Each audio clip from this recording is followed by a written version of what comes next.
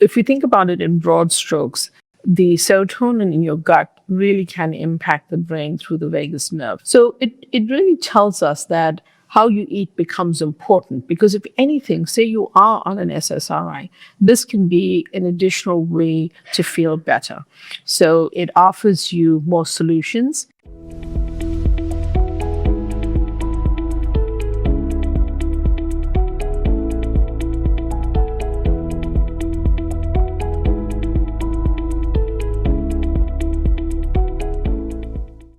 Hello, I am Dr. Eleni Boosalis, co-founder of Shrinks on Tap and Delray Psych and Wellness. And today we have a special guest, Dr.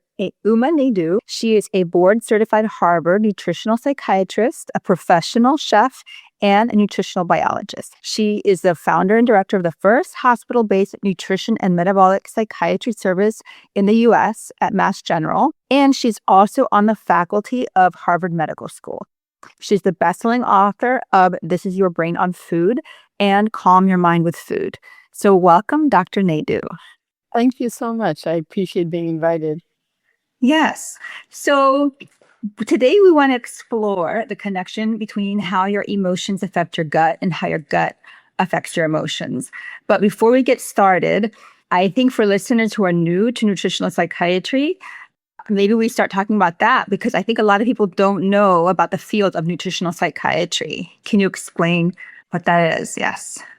Sure, that's a great question. So nutritional psychiatry is the use of whole foods and nutrients to really help improve your mental well-being, because food is very much an overlooked mechanism to help improve mood, anxiety, and other symptoms. And really is based on nutritional psychiatry. It's based on current research, a body of evidence around the gut microbiome and the gut-brain connection. And it does not exclude the use of medications or other forms of very important psychotherapy or groups or treatments. So it's really meant to be in collaboration and meant to be an additional tool in your toolkit for your mental well-being. Okay.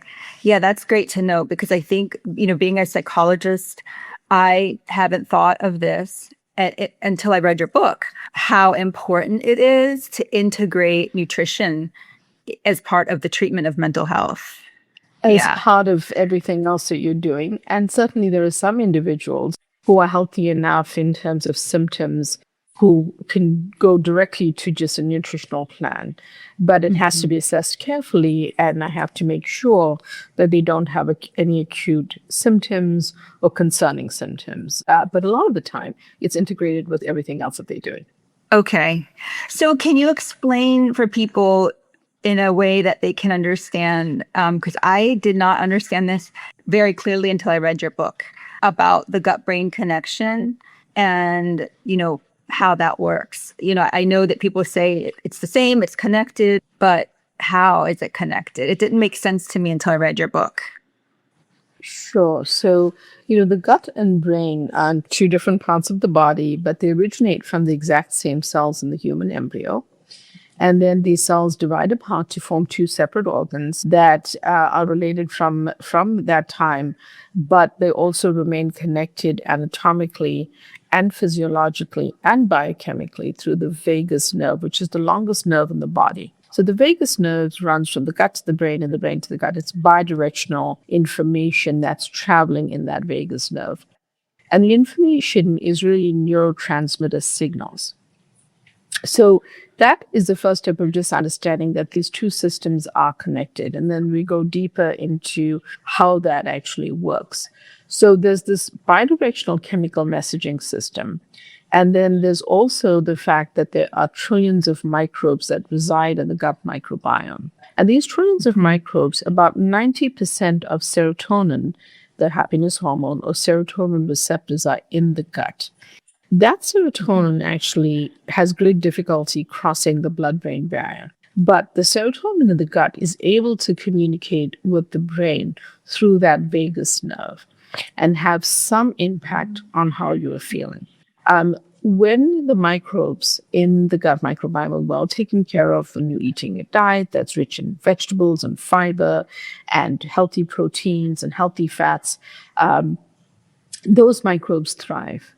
But when you are mostly consuming a diet of ultra processed foods, junk foods, fast foods, a lot of sugar, unfortunately, if that's the majority of your diet, then the bad microbes thrive. When they thrive, you get the setup for what we call dysbiosis.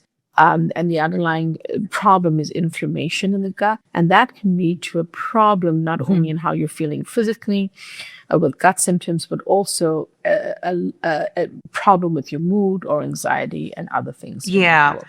So that was what was so shocking to me is with serotonin is, people, so many people, I guess SSRIs are the most prescribed medicine in the country for people who are listening, that understand serotonin is, I thought produced in the brain, whereas you're saying 90 to 95%. And it is. Yeah. And the raffinate and in your book, you were saying that 90 to 95% of serotonin is made in the gut as well. Yes. Yeah. Yes. So there are these different sites, right? And in the brain is made in the raphan nuclei. And that brain serotonin is the one that the medications target. What the gut serotonin really offers us is an additional tool that we can work on. And it is through the vagus nerve, because that serotonin from the gut cannot cross the blood-brain barrier. There's certain ways in which the precursor, like tryptophan, will cross, and there's a whole scenario of nutrients that will help tryptophan do that. But if you think about it in broad strokes, the serotonin in your gut really can impact the brain through the vagus nerve. So it really tells us that how you eat becomes important, because if anything, say you are on an SSRI, this can be an additional way to feel better. So it offers you more solutions.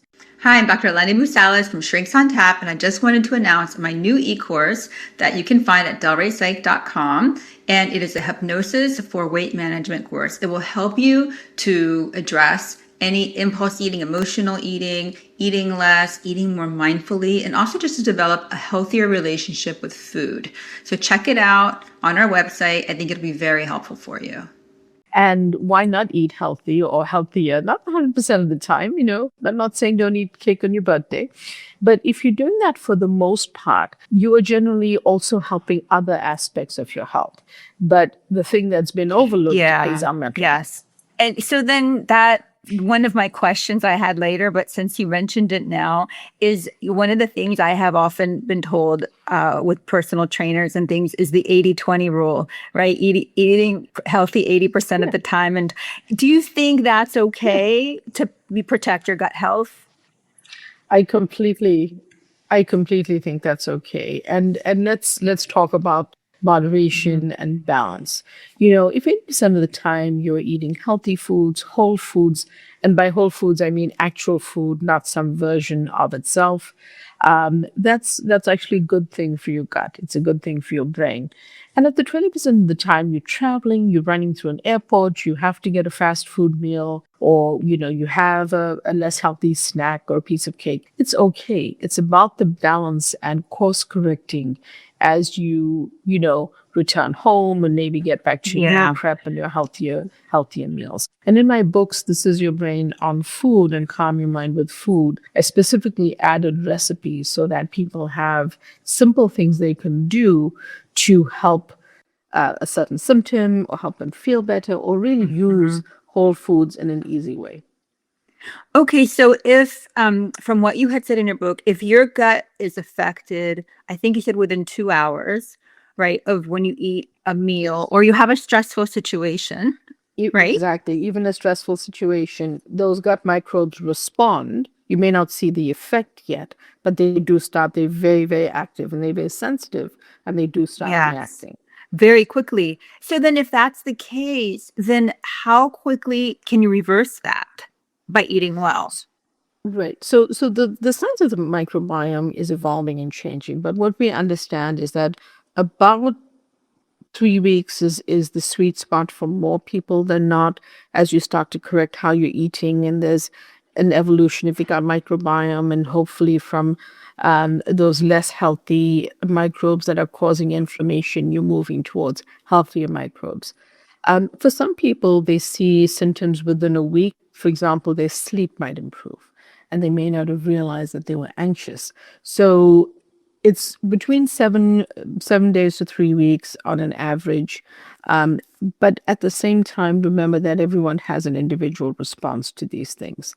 The best thing I can say is that the sooner you start, if you feel like you have symptoms, the easier it will be for you. And then staying consistent becomes important as well. You don't have to be perfect.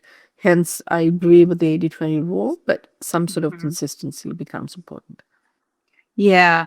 I think that's also like your approach. What was really helpful for me when I read your books is that it became more like there's an immediacy, with how your body reacts to your stress Yes. and to what you're Yes. eating. And so it made me think that sometimes I think it's difficult to implement change in people's lives when they have to do it. Let's say, oh, you have to follow this program for 40 days or however many days. But in my mind, I switched it to there's an immediacy where you're impacting your health and your gut immediately by what you're eating. So when I had the opportunity, for example, last week I was with my family and they were getting ice cream at night. Okay. And I said, oh, but I really want it. And it's summer and I'm on vacation. But I know if I eat this in 2 hours, my stomach will hurt and I won't sleep well tonight. So it just became more of a like, which choice do I want instead of it's good or bad or right or wrong. It became like, I'm going to eat it. This is what's going to happen to my gut. This is what's going to happen to my sleep. So I'm going to choose not to eat it today. It became, I think that reading your books kind of made me think of it in that way. Well, I'm certainly, I'm sorry you couldn't have the ice cream, but I'm glad that you're thinking about it that way, because what we are also speaking about is body intelligence, which is one of the principles of nutritional psychiatry, which is people have a feeling physically after they eat a certain food, but they often ignore it. And they move on and they think it's something else. It's, what I ate yesterday. It's, I didn't exercise today. They come up with all sorts of things. But often body intelligence is exactly what you're describing, which is when you usually eat it, you might have these feelings, this discomfort, and then you may not sleep well because you're probably not consuming that level of sugar. And let's face it, our ice creams in the US are very sweet. So when you have that bolus of sugar, your body is kind of jarred because you're not usually eating that level of sugar, refined sugars. So I think that reasoning becomes important. The thing is not to feel deprived, right? So in this case, I would say if you're able to eat bananas, there's a great recipe for banana ice cream in my first book. You can even make it a chocolate flavor by adding healthy cacao, which all of which are natural and good ingredients for your brain. But that way, your family's having these massive ice creams, and you can still have something that you could enjoy. And that becomes, I think, an important principle as well. What can we do? What can we swap out and still enjoy the foods we love? Yeah, and I think too when you're talking about being intuitive, essentially in your eating, Yes. right, because it's also that how you integrate other things like yoga and meditation, and really coming into the body to notice how the body feels, so that maybe I react differently to popcorn than somebody else does, That's right? Yeah.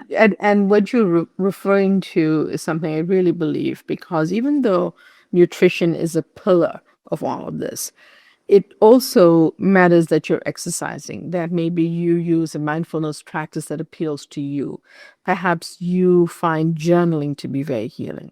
Maybe you meditate or you do yoga or Tai Chi or Qigong, or, in addition to just regular exercise, moving your body becomes important. Hydration is important.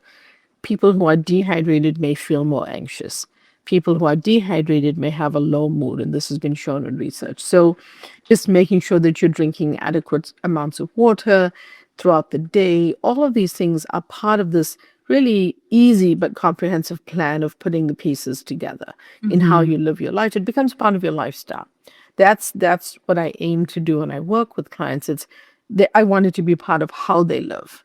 And then, cake on your birthday or running through the airport and the only thing you have is fast food and you're super hungry, you can balance that out because you're also taking care of your body the rest of the time.